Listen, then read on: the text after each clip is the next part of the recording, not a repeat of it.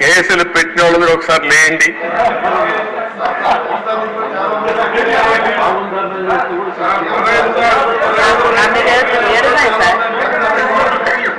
చూసారా దేశ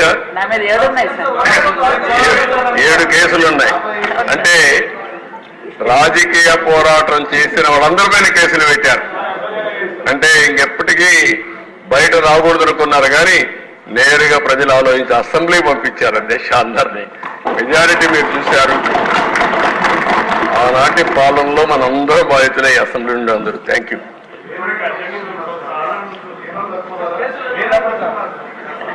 నెక్స్ట్ మీ ఇంట్లో